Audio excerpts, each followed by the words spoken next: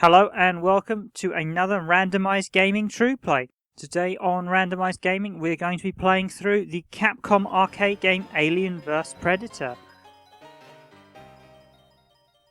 Now this was a 1994 released Capcom arcade game and it's widely regarded as one of the best strolling beat 'em ups ever released in the arcades. It is a phenomenal game and a testament to Capcom's prowess towards the end of the 90s when they were beginning to get incredibly good. And that this is possibly arguably the best game, although D&D came afterwards, as did Battle Circuit and Arm Wars.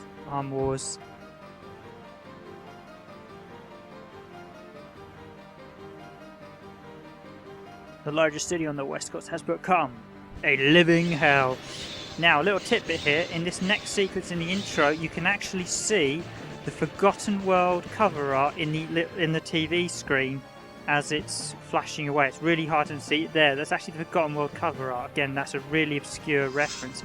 And there's another slightly more obvious reference in this next scene when it cuts to the game shot. There's actually the implements at the start of the game where you can see Ryu and the Street Fighter guys. Come with me. It's time to hunt.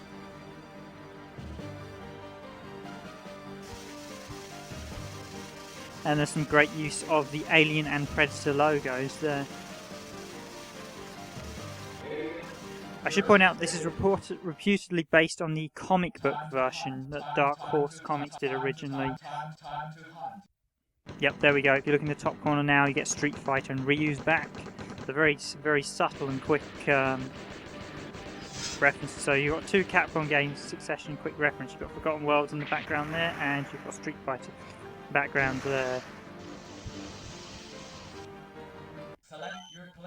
There aren't too many other references that I'm aware of, but Capcom probably did sneak in a couple.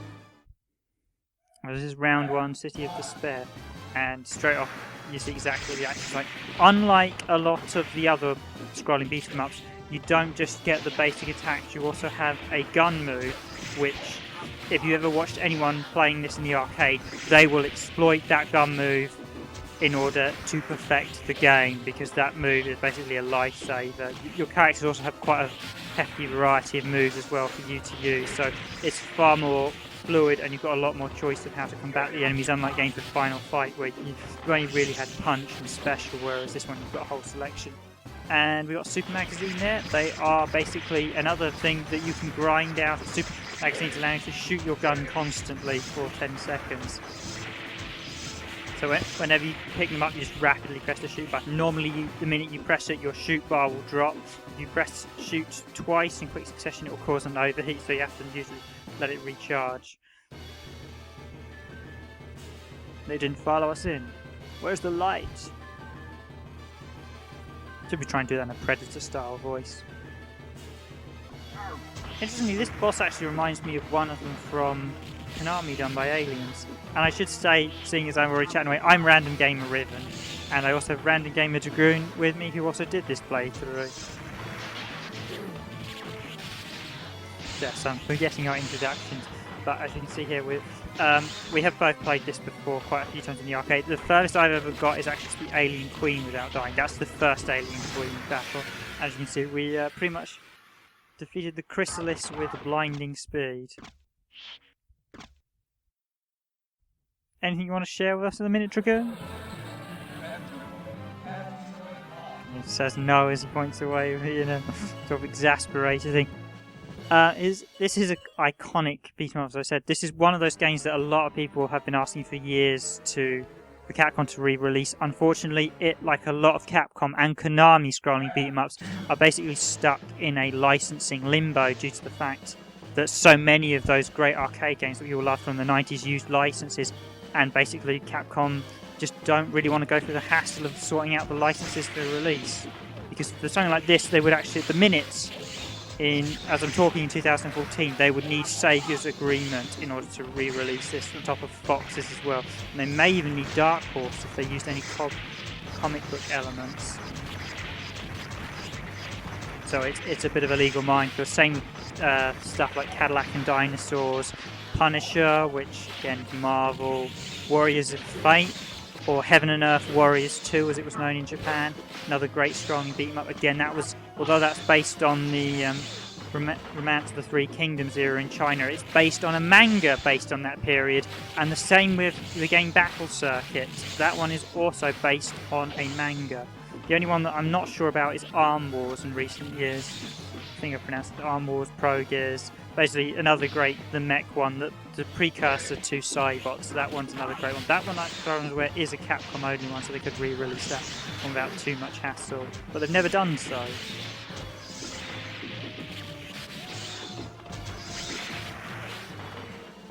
So it does feature one of the robots from Cybots in Arm Wars. A couple of the robots from Cybots, actually. Super 8 and Jin's robot. Yeah, it features Warlock and a few other robots as well. But as you see, I always love this scene when they comment on the elevator, the Predators. Coming up very shortly is the Royal Guard boss. Worth pointing out that certainly the arcade versions of this, whenever we saw these in an arcade, it tends to be 2-player, although the dip switches for the machine itself do allow you to add in a 3rd player, but as far as I'm aware, I never saw an arcade actually having this as 3 players, even though you can play. Considering there are 4 selectable characters, it does seem slightly odd that you can't actually have a 4-player mode in this. Obviously a decision by Capcom at the time, given that there were a lot of 4-player beat-em-ups much earlier at the start of the 90s, in the likes of Turtles, Simpsons, the X-Men. Okay, that was also 6-player. Bucky O'Hare, Vendetta. It would have been nice if it had been 4-player. Obviously, even Capcom's own Dungeons and Dragons was 4-player as well, if the arcade machine was set up to do 4 players.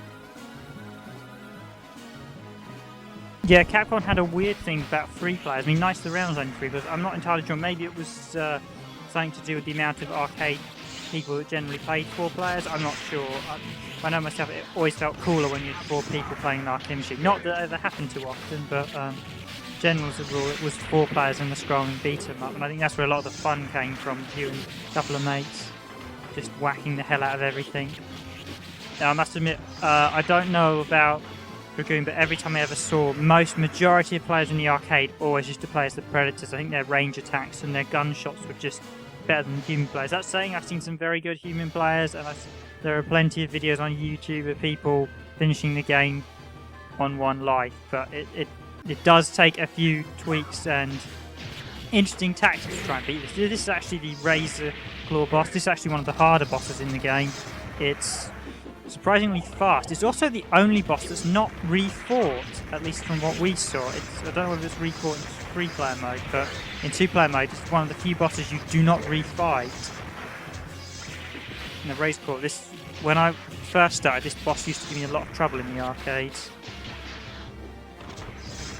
It's sort of fast and surprisingly it's an awful lot of damage when it hits you, so it's one of these worst case scenarios. The other thing, this is the first one where you're just quite heavily surrounded by enemy troops during the fight.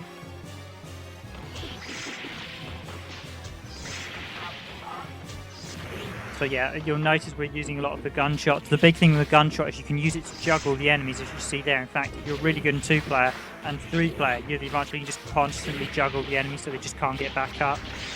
Which you can do those type of tactics. I'm not a big fan of doing them because it kind of spoils the fun. Yes, it means you can juggle everything so you never get hit, but it takes out the fun of actually playing the game if you're just completely spamming cheap techniques in order to finish it, and I just don't like that type of gameplay.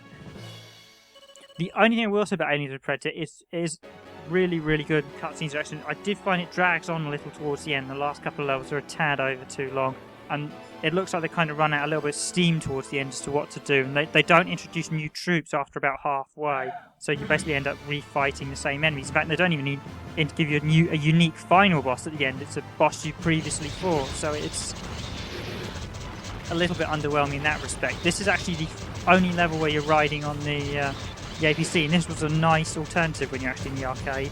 Shame there wasn't a second level you did this. This was quite good fun, this level. It's over oh so quickly.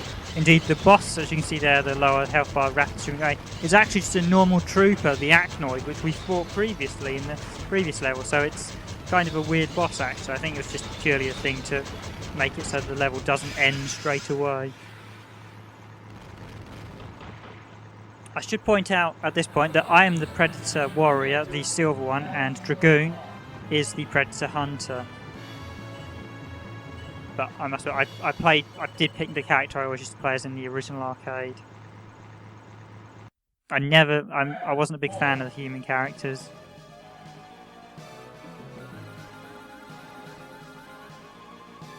And the first couple of levels actually go quite swiftly, but the later levels are incredibly slow. Now there's the classic disc from the Predator games. It's actually a really handy weapon, and as long as you stand where you threw it, you can pick it and reuse it. It pretty much decapitates most of the aliens instantly, so it's really nice. I mean, Capcom did actually clearly spend some time actually researching the Alien franchise. There's a real love of both series in this game, so it's really nice.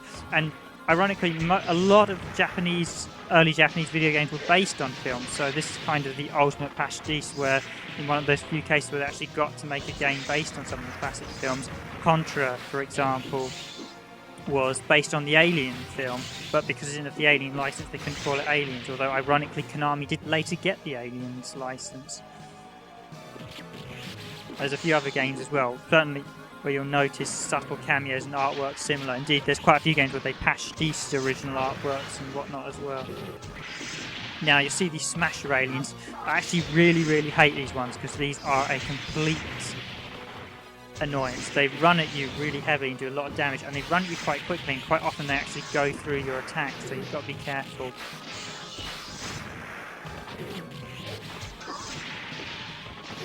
I mean, we're not actually going to say a great deal on this, so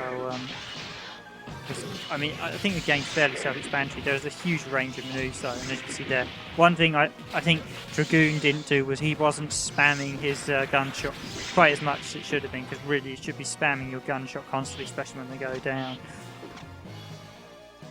Now we get to the old classic chest bursting scene. There they go, the little aliens. And at this point I realised that down and jump is what you use to use the slide, kick and kill these quite annoying enemies. One of the few attacks that can actually kill them, the slide attack.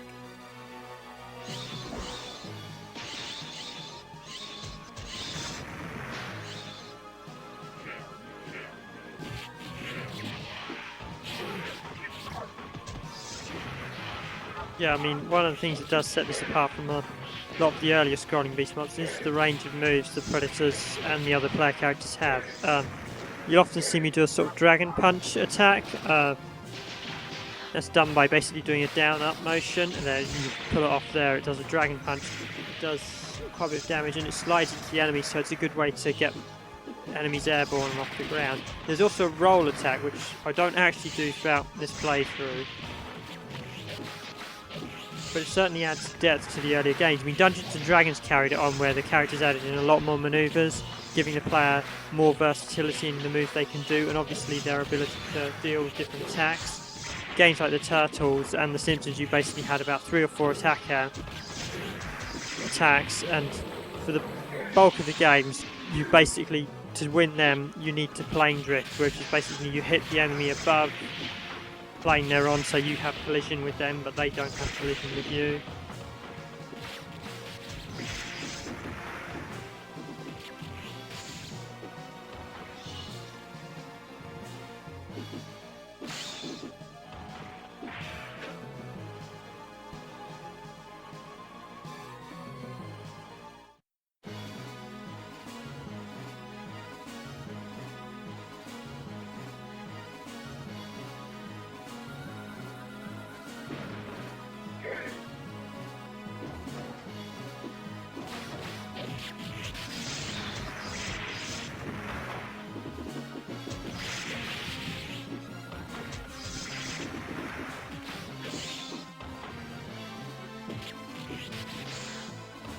I love the amount of decapitations you can do in this with the blade, knocking off xenomorphs' heads left, right and centre.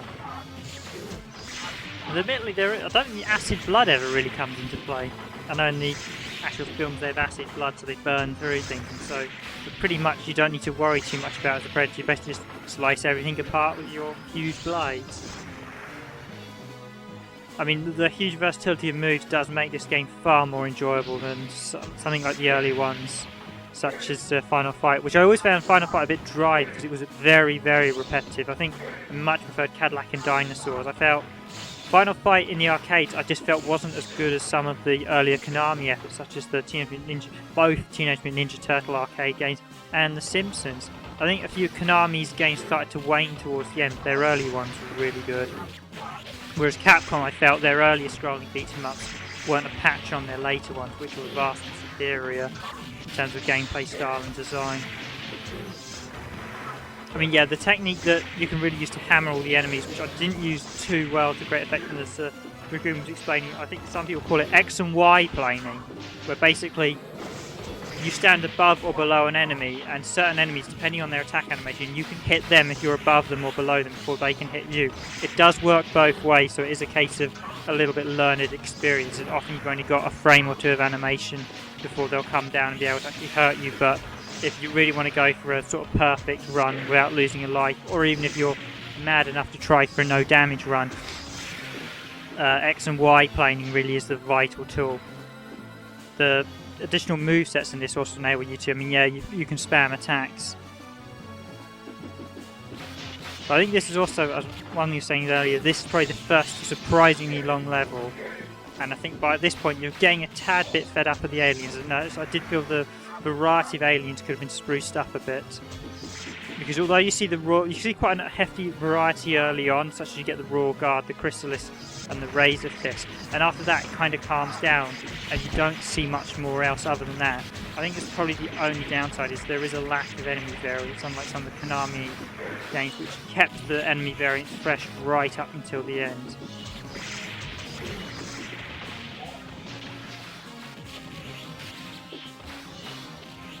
One thing you don't actually see in this video is the game over screen is the Predator, where they have the old countdown from, as you may recall, from the original Predator, where after Schwarzenegger defeats the first Predator, there's a countdown clock that types down to an explosion. Basically, the continue screen, if you're the Predator, is that countdown clock.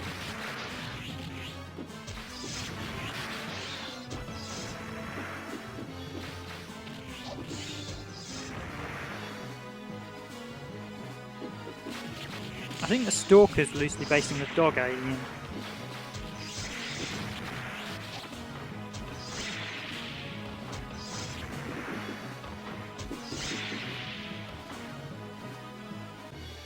So here we go, here's the Queen, and you'll notice there's some boxes just behind the Queen. I was watching a video earlier, and basically that's what the players jumped on to defeat the Queen.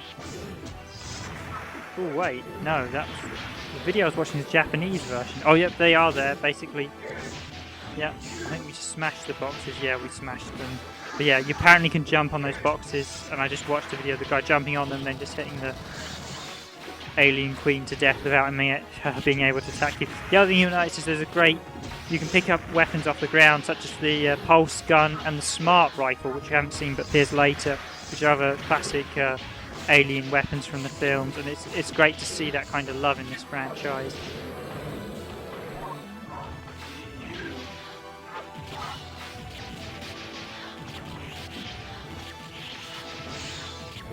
I think I just kind of gave up trying to use tactics, because up to this point we'd basically been trying to see how far we could get on one credit, and this is where I basically lost my first credit. And Dragoon goes on for a bit longer, but he loses it at the loader boss at the end of the next stage.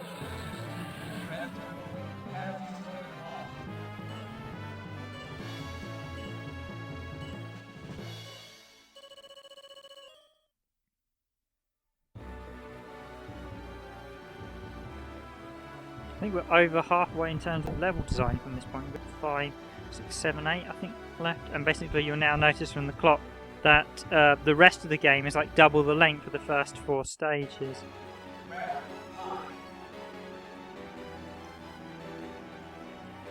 Look, there's a dropship just coming down. I wonder what they are transporting. We should check it out. I take it, okay, let's roll. There's my bad voice impersonations. I'm sure you can guess what they're transporting. This is actually the first, this round really freshens it up now that you start fighting the humans. So basically, Although the only downside is there's basically only 3 humans. There's a corporal, the private and the sergeant, and you just see them all right there. And they're the same 3 we're now going to fight for the remainder of the game.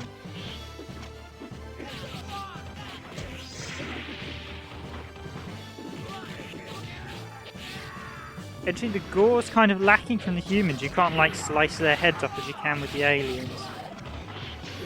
Yeah, you get blood, but you don't get much. You don't kind of get the gore where you can decapitate the aliens. So obviously Capcom still wanted the game to be fairly family-ish friendly, or not so violent that it was going to get them into serious trouble.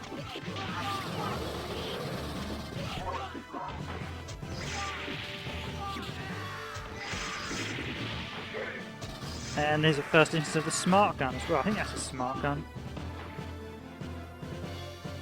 So, I do apologise if there's some alien buffs watching and I'm getting the names of the guns wrong. Yeah, my roughness knowledge of the films and not being a while since I've watched them or played some of the other games in the franchise. It's the Wayland Corporation, the ever-present corporation terror.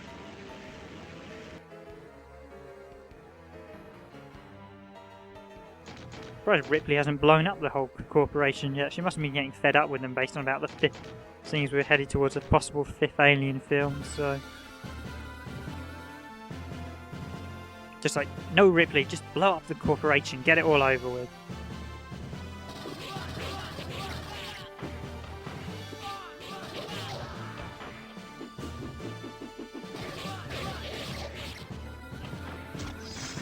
I mean, this one, these games would be a great... I really do love this Capcom soundtrack. It really does bring out the classic Capcom soundtrack of the 90s, and the art style as well. It's quintessential Capcom, to say the least. It really is. This was them at their very finest, certainly when it came to 2D games. In fact, even when you compare the animation seen in here to a lot of sort of retro-themed modern games, it's not a patch on this type of animation. And this was done on the CPS2 system, and it just shows you how good the artists at Capcom got. And by the time they got to CPS3, the Capcom guys really were some of the best artists in the games industry. And then when it went into 3D, they kind of lost that ability. Indeed, I recall a recent interview with the guy from Wonder Boy, and I think it's Hardcore Gaming. And the guy from Wonder Boy, who actually, I can't pronounce his name, basically he was the producer on Wonder Boy, and he was saying that there are so few good 2D artists left to this type of standard that it's very hard to find them in Japan, and those that are left, you have to pay a fortune for, which is why the 2D art in games has really come down in recent years. It's just not anything on what like these games were.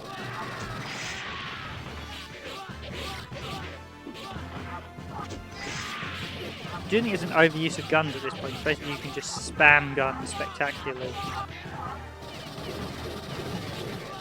I should point out one annoying thing with the Predators: if you pick up the other Predator's weapon, you can only throw it. So it's kind of annoying when you do that, especially if you're trying to let you pick up your weapon and you accidentally pick up the other one, and then you've got to throw it in order for your buddy to pick it up, and it kind of gets annoying. Basically, you drop your weapons when you take damage, but it does get a bit irritating. Especially there'll be a few bits when you see us trying to swap weapons quickly, because the Predators without their weapons are a bit weak. Now here's the classic loader, which you may recognise from the Aliens films. It's actually not that hard a boss, and I'm kind of disappointed that we died so much against it.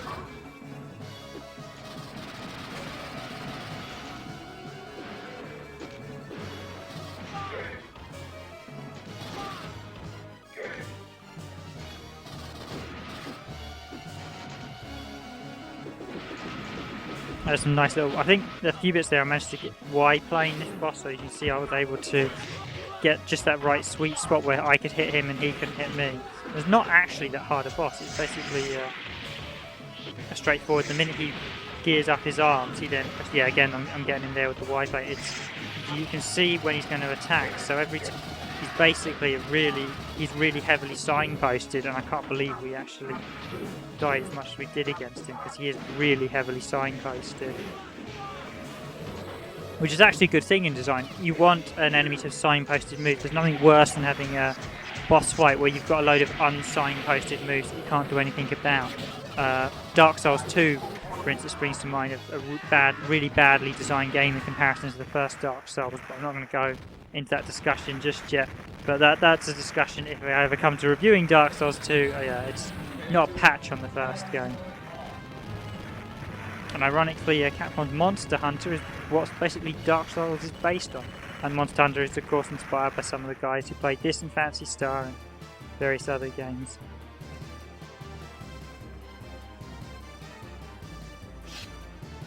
I don't know why, but the Predator, when he raises his claws in that bit, the Predator's claws look a bit weedy. It's like the film, they're like big checkered things, and then there he's like titchy little blades. It's like, that's not a Predator's blade.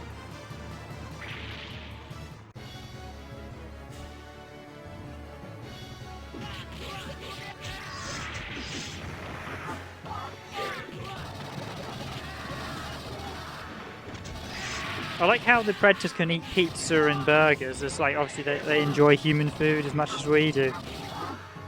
There's no sort of Predator snacks and grubs or something so they can dine on. That would be quite amusing. The grenades are actually, you see there, they're dropping, they're actually quite a nice explosive weapon and really help with the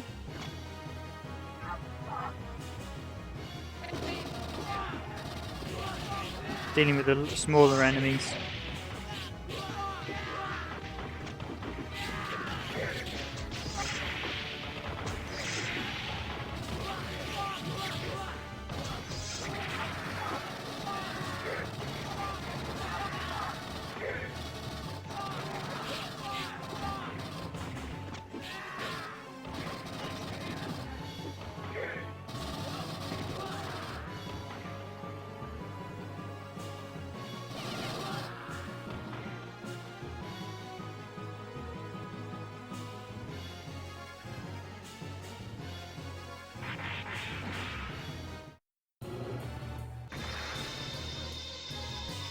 Okay, here we have a little bonus section in this game. It's a little homage to Street Fighter.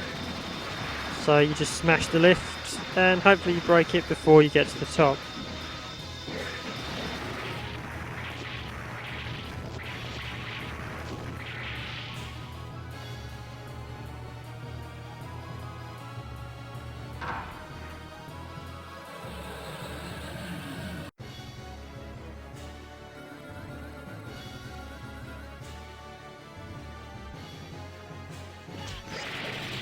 And again, one thing that does happen with the change from the aliens to the humans, you do find a sort of change in pace in the game. Earlier the game feels a bit more frantic fighting against the aliens, whereas when you start fighting the humans it feels like a slightly slower pace because you've got more time to react to them. Also they all mainly carry guns and you can once you've killed them, pick up their guns and then use them against them.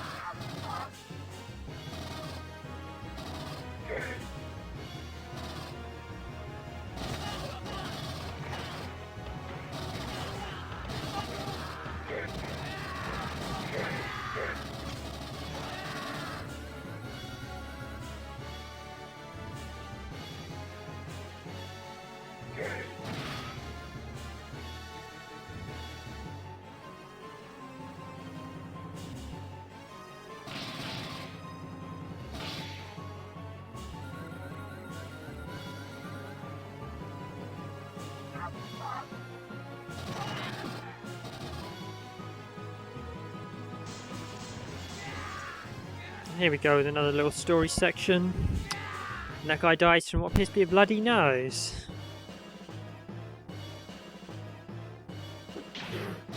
So now we're back, this is the sort of later section of the game, we're back to fighting the aliens again. And this is how they reintroduce them back into the game, having initially thought you've killed them all. I mean, the plot for this game does sort of follow lines along the sort of second film where they're trying to capture an alien and bring it back to Earth for experimentation, and it's far better than the dreadful Aliens vs Predator films, which was set on modern day Earth, as opposed to the sort of nearest future these are set in, which is much better.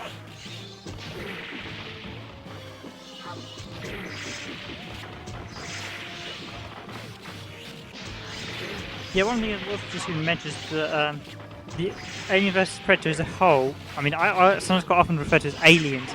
Aliens. There's actually alien rather.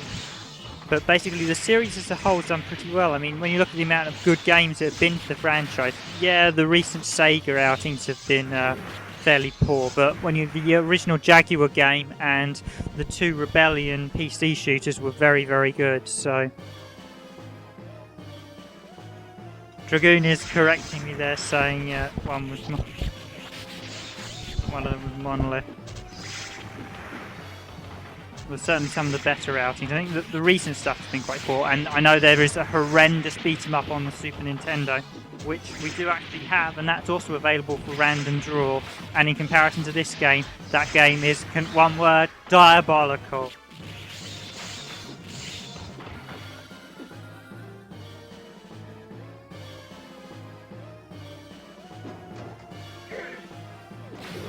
Yeah, that medicine pack just picked up there. Obviously, it restores the health. People might not realise this, but that could potentially be another barrier to reissue. Believe it or not, the Red Cross symbol is actually a copyrighted symbol of the Red Cross. Now, many years ago, developers would just include the Red Crosses to symbolise the generic mini-packs within games. Now, that was fine for a number of years. However, over the years, the Red Cross got tired of people using it, and these days they do insist it's removed and not included in games. A prime example of this is the recent Doom re-release on Xbox Live, where the Medipacks all had like a pill added to them and the Red Crosses that were on them removed, because the actual medical symbol is in fact twin cobras, which is the actual medical symbol. The Red Cross itself is, as I said, copyright to the Red Cross, so shouldn't, in theory, be used in any video game, even though during the 90s most video games used it to represent health packs. Alien Storm on the Wii as well was another game that caught up with that fiasco. So.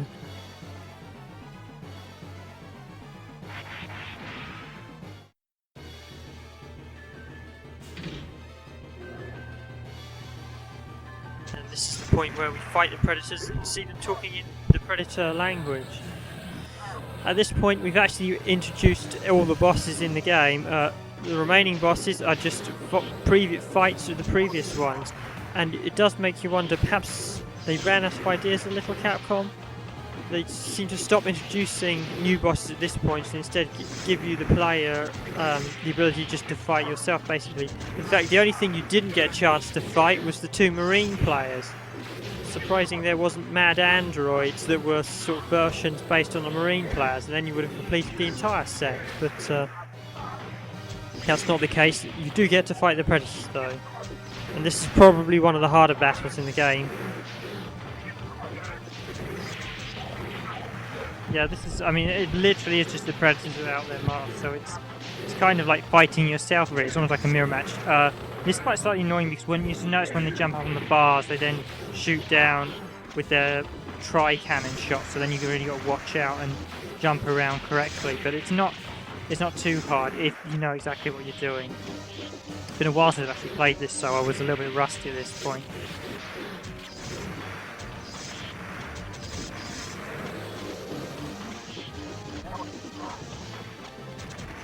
But it's basically, again, it's a lot of the tweaks to playing this without taking much damage is to basically use the jump, which I didn't exploit as much as I should have done. You basically use the Predator jumps, and in the Warriors, well, I'm Predator Warrior, so yeah, in my case, use the jump clicks, and in Predator's Hunter case, use the Cannonball Roll, which Dragoon didn't actually do once during this match. Playthrough, I should say. Yeah, just finish him off there with a quick combo, and then we just finish off with a few more hits.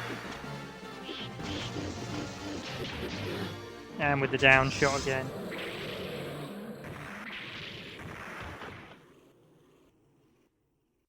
And then we get a nice little intro of him cutting out the alien from his chest.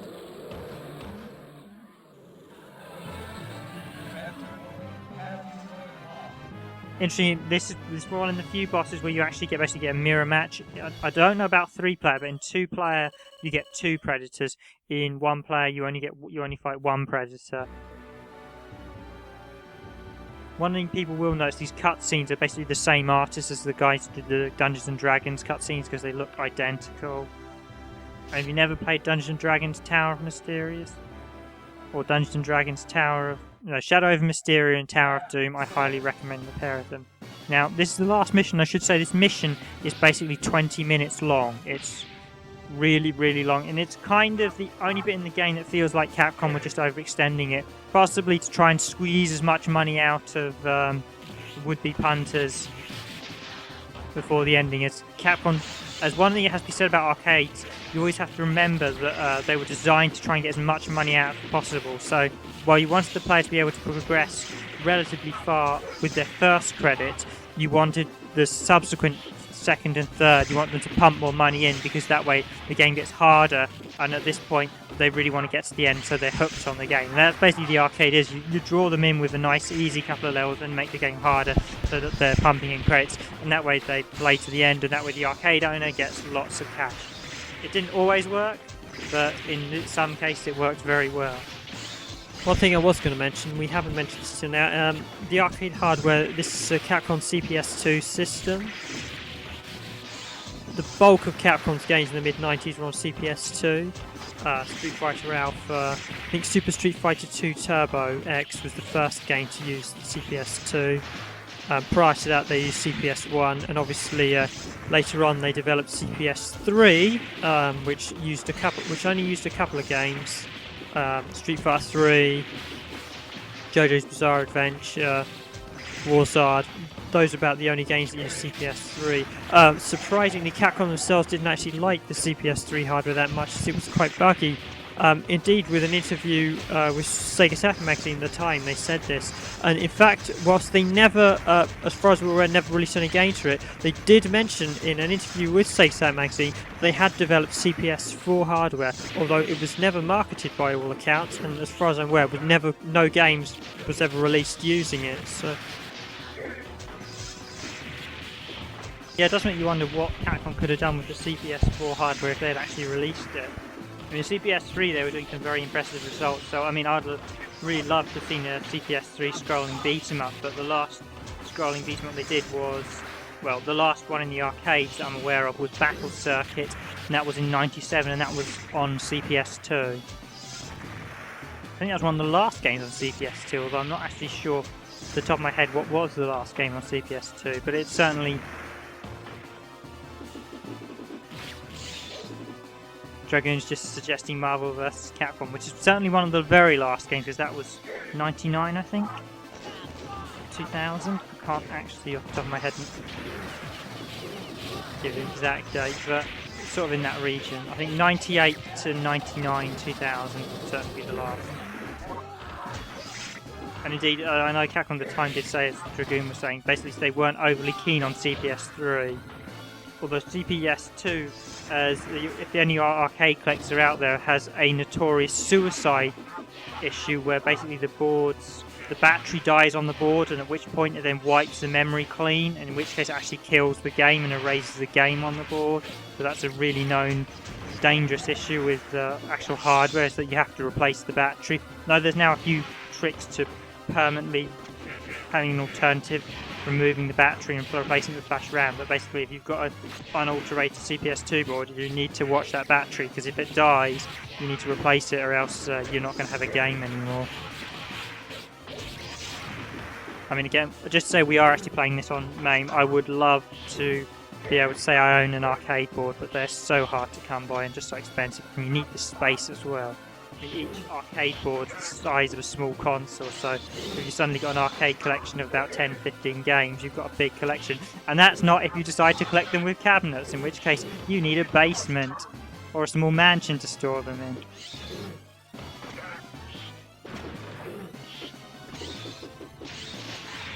Yeah, I think by this point you can clearly see they were sort of running out of ideas. I think they were just trying to make the game as long as possible. It's a shame. I think they could have added in a few additional bosses and stuff. Perhaps Capcom were running a bit low on CPS2 RAM at this point, so it's just like starting to drag. I felt it myself during the playthrough. Well, it's been a while since I played through it. You do feel that this Aliens vs Predator does drag towards the very end of the game. But it's just so good fun. So good fun. Yeah, again, the up-down shots, a couple of attacks there. We should have been using again, as I said before, should have been using Gun Blast more to really work our way through it. Not the way they ninja up the door there.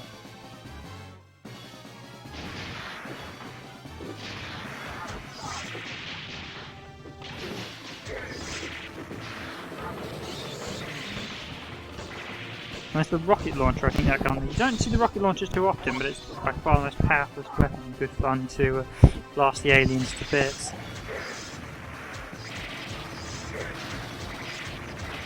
Yeah, I mean, it is worth pointing out that the recent Darkstalker collection, when it was released, when Darkstalkers 3, Vampire Savior, was originally released in the arcade, the reason Capcom cut some of the characters out for the arcade release was not because they didn't want to include them, is that they actually ran out of memory on the CPS2 board.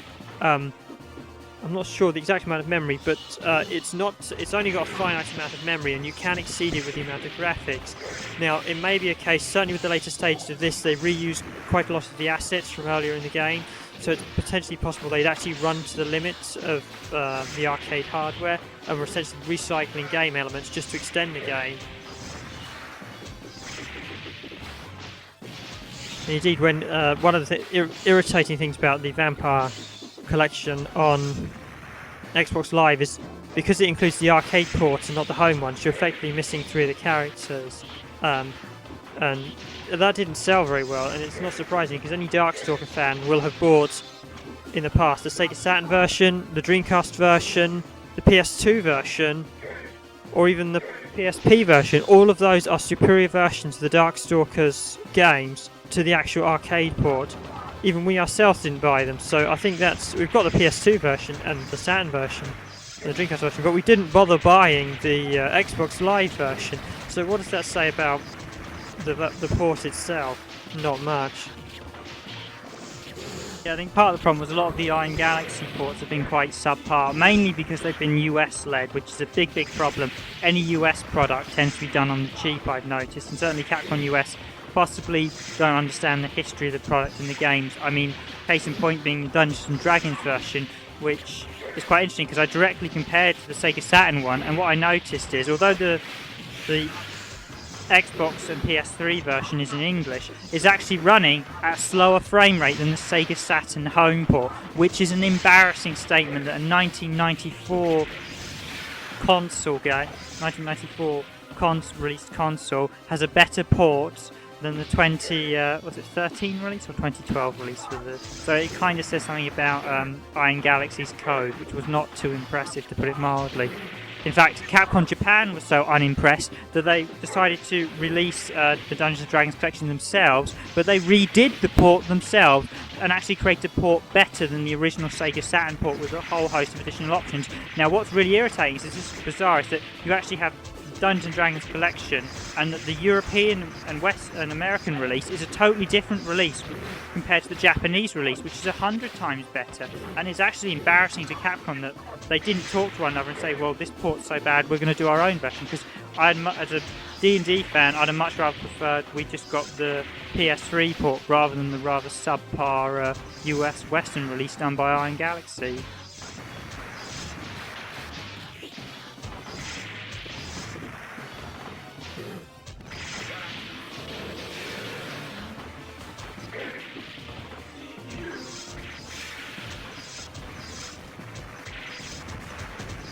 Actually, they're just battling the crystals. This is the first time, I think it's the first time they've reused the boss to fight 3 of them, and then we now get repeats of the walkers. So basically, this is the old trick of we'll repeat the bosses just before you get to the end. And it kind of starts feeling a bit worn and tired. As you see here, we're fighting a green loader this time instead of a yellow one, which we fought early. But overall, it doesn't play any differently. In fact, the same tactics can be used on that walker, the power loader, I should say. If I'm reading the name correctly. To the later ones. Again, I really am surprised Capcom US didn't, seeing as they were getting Iron Galaxies to do some of their subpar ports, they actually just at least did a port of this one. Because this is one game that, one of the reasons that, like people said, Street Fighter 3, Iron Galaxies games, Capcom America got them to do, they were all stuff that had primarily been released before. I mean, except for Dungeons & Dragons, you had the Marvel games that had all been released before. You had Street Fighter 3, which had been released before, and you had the Darkstalker games that have all been heavily released before. Something like this, combined with something like Cadillacs and Dinosaurs within a Dream Collection come too, has neither been released before, and both are quite heavily sought after by Capcom fans, because right now the only way to actually play them, unfortunately, is to pirate them unless you're lucky enough to own a CPS2 arcade board.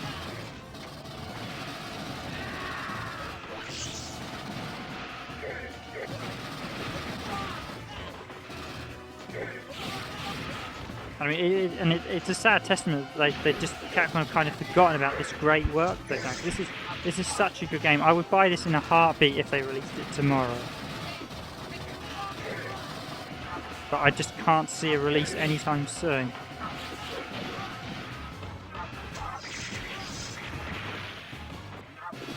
I was thinking about this last night when we were discussing prior to actually recording the content. I thought, if Capcom because Sega have the current license, if Capcom were to turn around to Sega and say, we'd like you to help out, you've got the license, we'd like to do a port of Angel Predator, they would just say, you know what, we'd like to actually release some hard copies on the Sega Saturn. You would have all the Sega fans salivating at the mouth, say, oh yeah, because the Saturn has done so many great CPS2 ports. So they would like port this to the Sega Saturn as like a special limited edition version. You would get all the Sega Saturn fanboys just buying it by the truckload. No, I'd certainly be paying I'd happily pay £40 for a hard copy on this on something like the Sega Saturn. I mean, the digital copies are nice that they've been doing, but I'd much rather for a hard copy. Yeah, you could do a hard copy on the newer consoles, but then you're really expecting a big collection. But if you just do like something like an old retro port on one of the consoles like the Saturn, I think people would be just salivating. In case you're wondering why I'm not saying PlayStation, it's because the Saturn was basically as powerful as the CPS2 and could do, with the 4MB, could do CPS2 games perfectly, whereas the PlayStation struggled to do a lot of the CPS2 games. Its 2D hardware was woefully insufficient to support a lot of the features and so on CPS2, and it struggled with Street Fighter Alpha, so by the time it got to Street Fighter Alpha 3, the amount of animation Capcom had to cut out of that port was just spectacular. And you can see here, we're fighting the same human enemies again. I mean, the strategy, these guys is basically knock them down, get their gun, shoot them, so we're basically just applying that the whole way through. Hence why I've not been saying too much about the game, because it kind of plays itself. I mean, if you've never played it before, it's just literally punch, shoot, and just try and avoid taking damage. That's basically the gameplay mechanics said, and that's what I like about arcade games. They were just so simple. You knew instantly after about 30 seconds of playing them, you knew exactly what you had to do. So I mean, some of those enemies there, like see the guys that would rush on, they were a little bit of pain to deal with, because they were designed to quickly do quick hit damage, so if you weren't aware when they were going to suddenly rush on and throw the bomb, you were going to take hits.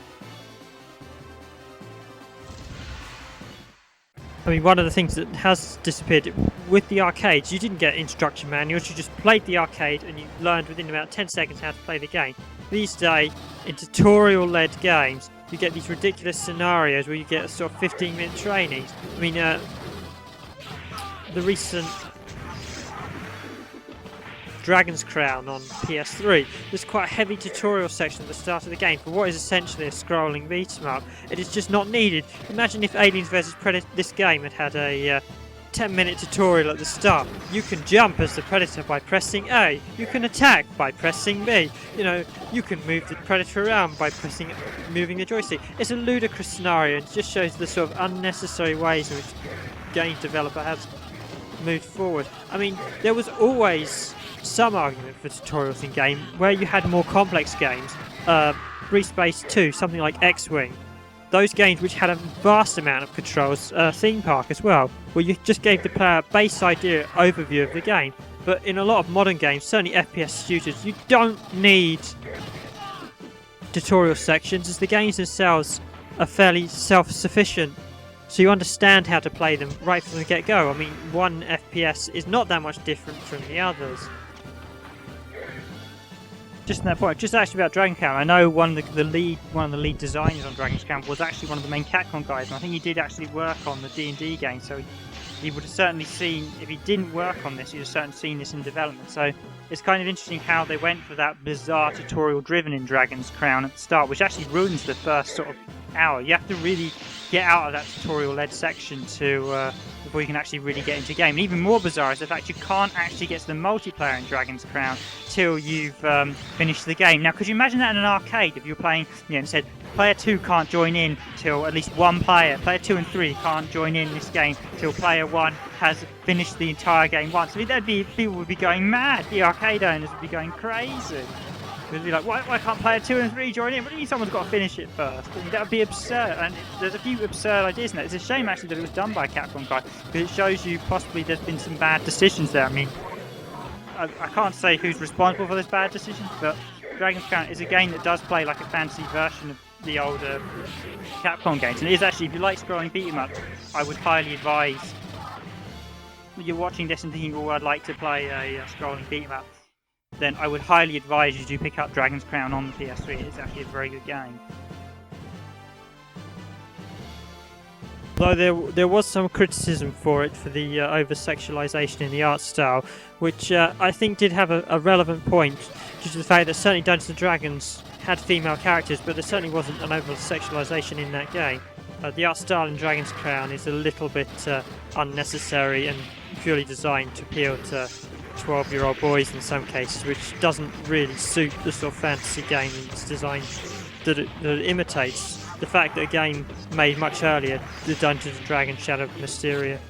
Indeed, even this has a female character in it, and she's an android, but she's not over-sexualized in it, whereas newer artworks would have her far more enhanced attributes.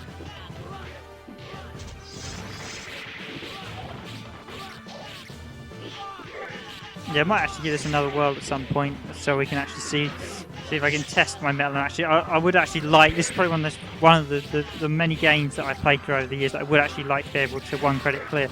I mean, I can one credit clear quite a few games, but I've never actually been able to one credit clear a single scrolling beat 'em up, because so many of them were primarily designed, they were button bashers. Unlike games like Metal Slug, which are very, very well structured. In Metal Slug, once you learn the game, you can finish without you can finish it 100% of the time every time. Something like this requires a bit more work because there are a lot more random factors in it. In Metal Slug, all the enemies are pre-placed, etc. Although they're pre-placed in this, the AI is far more strict in games like Metal Slug, and even Contra as well, which I finished on a 1 credit. Same with Contra 2.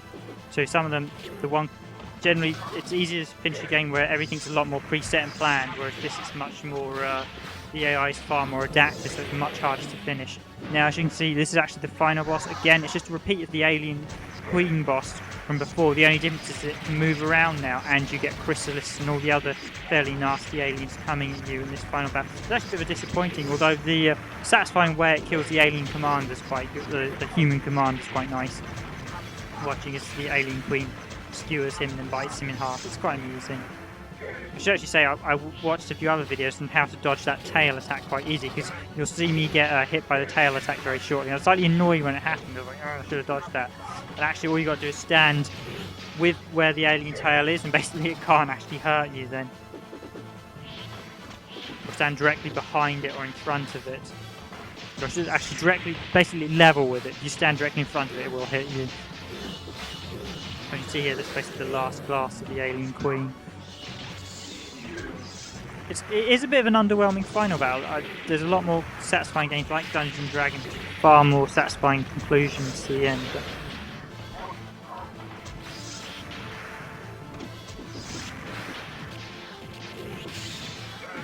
would have been better if they'd cut out the earlier fight with the Alien Queen, and this was the first time that you'd actually introduce the character. Having to fight the same boss twice, one that you've introduced earlier, is a little bit like they're running out of ideas. Perhaps, as I said before, it's probably due to the fact that they were running low on memory by this point, so they just introduced the previous boss again.